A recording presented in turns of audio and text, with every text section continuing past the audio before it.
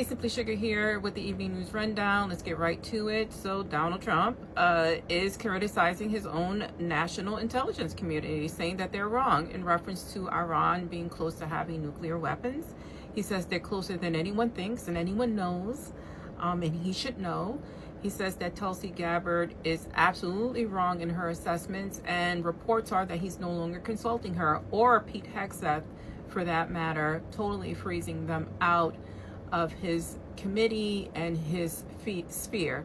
Again, if you if you do not agree with this man, he will freeze you out and eventually fire you. This is not his first rodeo. This is something that happened in his last presidency, happens in his personal life, that is continuing to happen now. We are what, 6 months in, or getting there? Only 35 more years to go. A 5.1 and a 5.2 magnitude earthquake struck near Saman, Iran, about 35 kilometers from the key space and missile facility. Thankfully, no major damage or casualties have been reported.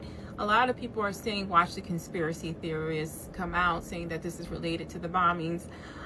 Count me in that. I think this is related to the bombings of nuclear facilities, of bombing missiles and bunkers. I absolutely think that we made the earth rumble with those bombings. So you can count me in. Let me know your thoughts on that. A federal judge has ordered the release of Columbia grad student and pro-Palestinian activist Mahmoud Khalil on bail. Being pro-Palestinian does not mean you're anti-Semitic. It does not mean you're anti-Israel. It just means you want the people of Palestine to be able to survive. You know, there are reports of a man-made drought happening in Gaza. We know that children are starving. They're not allowing supplies and food to come in to that area, effectively killing these people. It does not mean you don't want Israel to exist, because you want Gaza and Palestinians to exist. I'm tired of that narrative. And also, this anti-Semitic rhetoric is getting out of hand. Palestinians are Semitic people. They are part of the language and the ethnic chain of the region. They are Semitic.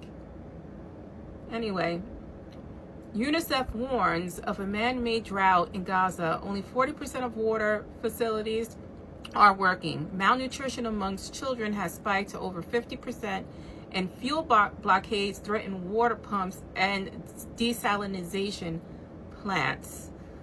That is according to Reuters and Axios reporting.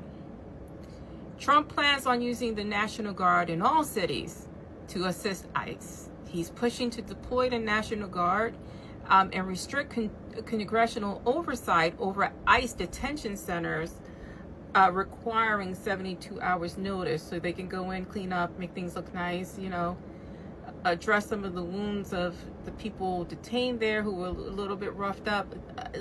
They're supposed to be able to come in at any time to inspect. 72 hours notice? Come on. That's a joke. Israel strikes Gaza aid. One more. Israeli tank fire reportedly killed dozens of Palestinians waiting for aid in Gaza, marking another deadly day amid the humanitarian crisis. And this is the news I'm going to cover this evening. If you want me to cover something, another story, let me know. Leave your thoughts, like, follow if you can.